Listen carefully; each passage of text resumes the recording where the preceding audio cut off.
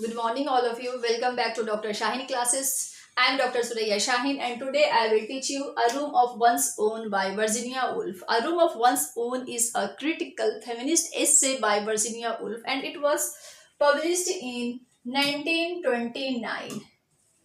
This critical essay was published in 1929, and this essay is based on the two lectures which Virginia Woolf delivered in two different colleges at the University of Cambridge. She delivered the lecture in 1928 at two women's colleges and Newham College and Girton College. So Virginia Woolf belongs to second wave of feminism. Actually, there are four waves of feminism: first wave, second wave, third wave, and fourth wave. So I will make a separate lecture on waves of feminism. But when it comes to Virginia Woolf, then we have to know about at least first and second wave of feminism. So first wave of feminism started in 19th century. First wave of feminism started in 19th century in the West. West कहने का मतलब है the United States and the United Kingdom, and the second wave started in 1960s. 1960s में start हुआ और 1980s तक continue रहा. So actually, Mary Wollstonecraft, she is a revolutionary feminist writer who brought revolution in the field of feminism. Mary Wollstonecraft is the first feminist writer, and she talked about the financial independence, intellectual independence, also the suffrage means women's right to vote and the legal rights for women. She talked, and she has written a vindication of rights of women. A vindication of rights of women. Rights of women. And this book, A Vindication of Rights of Women, Mary Wollstonecraft, it was published in 1792. The first wave of feminism talks about intellectual independence, suffrage, rights, women's right to vote, and also legal rights of women. While the second wave of feminism in 1960s started, it shifted towards challenging women's role in a patriarchal society, gender discrimination, and the factors which hamper, which restrict women from getting financially independent. So this is what Virginia Woolf talked about in A Room of One's Own.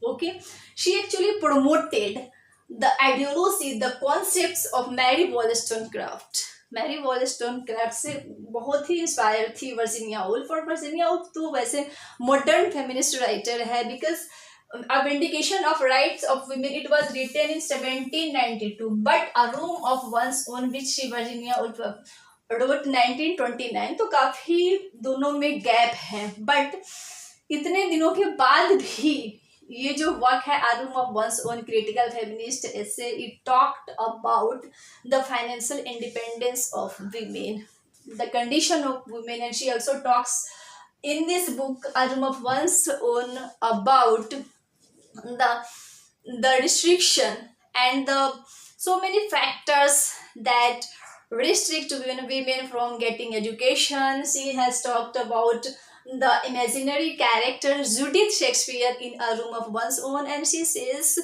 had their the twin sister of Shakespeare's called Judith Shakespeare. She would have been thwarted, deprived from getting education. She would be restricted from getting out of home, and in this way she could not grow financially independent. So these are the things she talked about in this book A Room of One's Own. And the very famous quotation in A Room of One's Own, we have a woman must have money and a room of one's own if she is to write a fiction.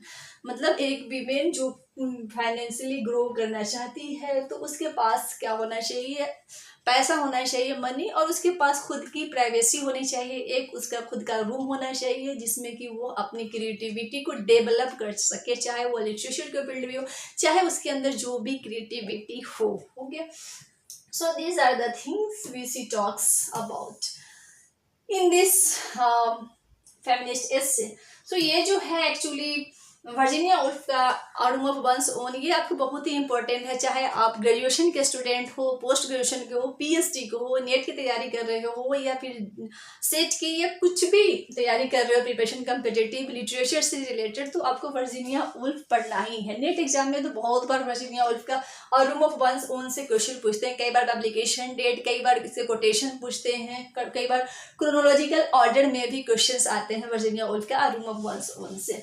ठीक है, तो ये जो है आपका Virginia Woolf का जो A Room of One's Own critical essay, यह बाद में एज ए एसे पब्लिश हुआ, फिर इसके बाद ये एज ए बुक भी पब्लिश हुई, लेकिन यह इसका वर्जीनिया वुल्फ का यह लेक्चर है जो कि वो 1928 में दी थी 2 वीमेंस कॉलेज में। ये भी क्वेश्चन बनता है, कॉलेज का नाम आपको याद रखना है, Newnham College and Girton College of University of Cambridge. Okay, so actually she focused on the lack of financial opportunities for women and advocates for equal rights for women. Actually Virginia Woolf talks about the equal rights, she demands for the equal rights for the men and women. जब हम equal rights की बात करते हैं, हमें semen they weber who belongs to the second wave of feminism, she has written the second sex and it was published in 1970s. Semen they weber की The second sex, where she says one is not born but becomes a woman, यानी कि जो women होती है as a women birth नहीं लेती है बल्कि सोशली कंस्ट्रक्ट किया जाता है, क्योंकि because there is biological difference between male and female, but she is socially construct gender जो है वह सोशल कंस्ट्रक्ट है फीमेल के ऊपर। ठीक है, what Simone de Beauvoir says. I talked about how Simone de Beauvoir's ideology and concepts because Virginia Woolf also echoes the concepts, the theories, the ideology of Simone de Beauvoir, who belongs to the second wave of feminism. Actually, Virginia Woolf की जो ideologies है, जो ये work है, the A Room of One's Own, यह जो first wave है और सेकेंड वेव है, इसके जो गैप है उसके बीच के गैप को ये फिल करता है। ठीक है, so actually she also mentions in one of the sections about the fictional character Judith Shakespeare's sister and illustrates that a woman who being equally gifted as Shakespeare would have been denied the opportunity to grow academically. यानी कहती है कि अगर Shakespeare की कोई बहन होती, suppose Judith Shakespeare होती, तो क्या उसको भी उसी तरह से एकेडमिकली ग्रो करने का अपॉर्चुनिटी मिलता? तो वो कहती है डेफिनेटली नहीं मिलता, क्योंकि Woolf limits the discriminatory nature of patriarchal society that unequal codes would have been defined for Shakespeare's sister. वो कहती है कि शेक्सपियर की सिस्टर होती तो जो पेट्रियार्कल सोसाइटी है वो उसके ऊपर अनइक्वल कोड्स इम्पोज करता, सोशल कोड्स जो है वो डिफरेंट तरीके से उसके ऊपर इम्पोज किया जाता और डेफिनेटली वो एकेडमिकली ग्रो नहीं कर पाती। Definitely she would B have been thwarted and deprived from getting education. See, very much like the earliest feminist theorist Mary Wollstonecraft takes into account men's bias and cold soldierly nature towards women when they categorize women's writing as menial creation or of no worth. यानी कि यह Mary वॉलस्टोनक्राफ्ट की जो ideology है, जो concepts है females के प्रति, मेल्स के प्रति, उसको सपोर्ट करते हुए ये कहती है वर्जीनिया वुल्फ की जो मेल है वो फीमेल की राइटिंग को कोई इम्पोर्टेंस नहीं देते हैं। ओके, आप देखेंगे कि एलिजाबेथनेस में कोई आपको फीमेल पोएट देखने को मिल रहा है, एडमंड स्पेंसर, फिलिप सिडनी और शेक्सपियर एज ए सोनेटियर, ये सब क्या है? Male writers, male poets. आपको फीमेल पोएट्स देखने को नहीं मिलेगा, क्योंकि इस टाइम जो है फीमेल के ऊपर बहुत ही रिस्ट्रिक्शन था, पेट्रियार्कल सोसाइटी उनको एकेडमिकली ग्रो करने की अपॉर्चुनिटी नहीं दे रही थी। और यहाँ तक कि अगर आप शेक्सपियर की प्लेस को भी आप देखते हैं ड्रामास को, तो ड्रामास में क्या है, जो भी मेल कैरेक्टर्स है वो एक्चुअली मेल तो है ही, लेकिन जो फीमेल कैरेक्टर्स भी उस पर डाला होगा वो फीमेल कैरेक्टर्स एक्चुअली फीमेल है नहीं, they are male characters under the guise of female characters. जो भी उसमें फीमेल कैरेक्टर्स है वह मेल कैरेक्टर्स है जो कि फीमेल का रोल परफॉर्म करती है, क्योंकि 16th सेंचुरी में आपको फीमेल जो है कोई भी थिएटर में, लिटरेचर में कहीं भी उसको पार्टिसिपेट करने का अपॉर्चुनिटी नहीं दिया जाता था। ठीक है, और हम कब देख रहे हैं 17th सेंचुरी में आपको यूजुअली देखा जाता है जब अफ्रा बेन जो है व्हेन शी स्टार्टेड राइटिंग और अनुकू द रोवर, ये सब जब हमारा आया तो वहाँ से फीमेल जो है काफ़ी ग्रो की एकेडमिकली, और 18th एंड 19th सेंचुरी में वह काफ़ी जो है मेन स्ट्रीम में female female writers, like in the Victorian era आप कह सकते हैं, जैसे three Bronte sisters I, Emily Bronte, Charlotte Bronte, Anne Bronte, ये सब कब आई, ये सब आपको पता है, ये सब राइटर्स भी मेल राइटर्स के नाम सीडोनिम लेकर के लिखी, मतलब ऐसी हालत थी फीमेल की उस टाइम, ठीक है, क्योंकि उनकी लिटरेरी वैल्यू उनको नहीं दिया जाता था, ठीक है, इस वजह से। तो हम आगे अब देखते हैं आगे क्या कहती हैं Virginia Woolf, that actually she echoes the Simon the Weber when she says that while sexual differences are linked to biological differences and between male and female, gender differences are imposed, ठीक है। इस तरह से जो second wave है हमारा, उसमें उसके जस्ट पहले वर्जीनिया वुल्फ तो आती है। सेकेंड सेक्स जो है वह सीमन द वेबर की है, वह आपको सेकेंड वेव ऑफ फेमिनिज्म में देखने को मिलता है। फिर बेटी फ्राइडन है, आपका केट मिलेट है और फायरस्टोन है, आपको ये सब जो भी हैं आपको सेकेंड वेव फेमिनिस्ट राइटर है, ठीक है। अब हम देखते हैं वुल्फ जो है वर्जीनिया वुल्फ और रूम ऑफ वन सोन में क्या क्या हाईलाइट करती हैं। एक्चुअली बहुत सारी चीज़ तो मैं आपको बताती हूँ, लेकिन कुछ कोटेशंस है जो कुछ इंपॉर्टेंट हाइलाइट्स है वो मैं बता रही हूँ फिर आपको। She tries to conceptualise the situation of the Elizabethan women, मतलब उस टाइम जो एलिजाबेथिन एज में जो वुमेन थी उनका जो सिचुएशन था उस टाइम में, कैसे उनको एकेडमिकली ग्रो करने से रोका जाता था, कोई भी थिएटर लिटरेचर में पार्टिसिपेट नहीं करने दिया जाता था। तो वो इसमें वो बताती हैं अ रूम ऑफ वंस ओन में, वो बताती हैं कि अगर इस तरह से जो जूडिथ शेक्सपियर है, शेक्सपियर के sister as a imaginary character इसमें वो बताई हैं, अगर वो होती तो उनके साथ क्या क्या होता। तो वो बता रही है कि it would have been impossible, the narrator concludes from this thought experiment completely and entirely for any women to have written the plays of Shakespeare in the age of Shakespeare, यानी कि शेक्सपियर के time में कोई भी female writer जो है वह Shakespeare की तरह जो जीनियस है, लिटरेरी जीनियस, उस तरह नहीं हो पाती, क्योंकि उसको उस तरह का अपॉर्चुनिटी नहीं मिल पाता, कोई इंडिपेंडेंस को जो है फ्रीडम नहीं मिल पाता, ठीक है, फाइनेंशियल इंडिपेंडेंस वो नहीं हो पाती क्योंकि उनको ग्रो नहीं करने दिया जाता था। So she says about that.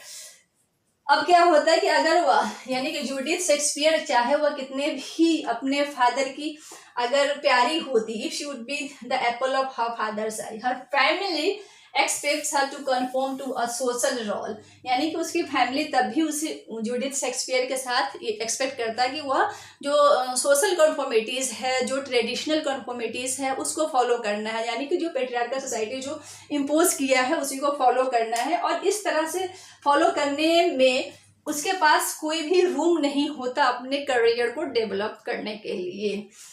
So she writes some in secret but hides or burn her work for fear of reprisal, यानी कि अगर वो जूडिथ शेक्सपियर अगर कुछ वर्क अगर लिख भी लेती गलती से अपने बंद कमरे में, तो उसको उस वर्क को या तो हाइड करके चुपचाप रख लेती या तो उसको जला देती डर से, क्या सोशल रिप्रीजल की वजह से।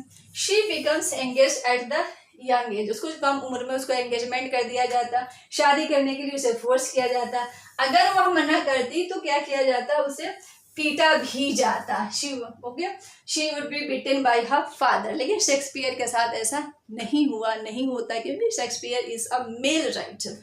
Okay, after she runs away driven by the force of her own gift, अगर वह भाग भी जाती घर से, she wants to go into acting, अगर वह उसके अंदर कुछ कला है, अगर एक्टिंग करना चाहती, तब भी उसे क्या होता है, थिएटर मैनेजर जो है उसके साथ क्या करता है, गलत बिहेव करता है, and she would become pregnant by whom and she commits suicide, और इस तरह से वह सुसाइड भी कर लेती है। एक जो है वर्जीनिया वुल्फ एज ऑब्जर्वेशन के बेस पर यह इस चीज को बता रही है कि ऐसा ऐसा होता, ठीक है, क्योंकि वर्जीनिया वुल्फ जो है इस चीज को as a women, as a female writer अपने एक्सपीरियंस किया है समाज में कि क्या क्या होता है फीमेल के साथ।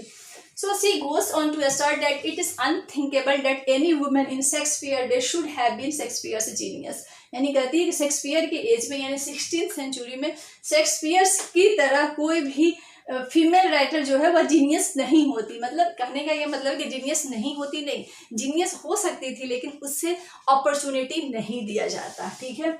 So then she writes in this book, a woman must have money and a room of her own if she is to write fiction। यानी इसका वेरी फेमस कोटेशन है कि एक वुमेन को मनी होना चाहिए, अपना रूम होना चाहिए, if she is to write a fiction। then she writes women and fiction remain, so far as I am concerned, unsolved problems। This is also very important quotation। Then she writes, literature is strained with the rage of those who have minded beyond reason the opinion of others। Then she says, Anne, who wrote so many poems without signing them, was often a woman। Means she says that in the time of Elizabeth Hill, if any woman would happen to write anything, a poem or anything, she had to write under the name of male writer।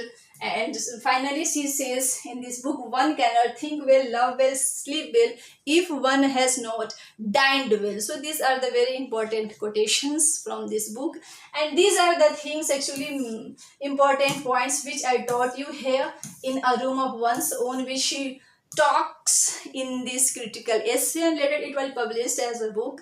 Thank you। चल रहा है ना।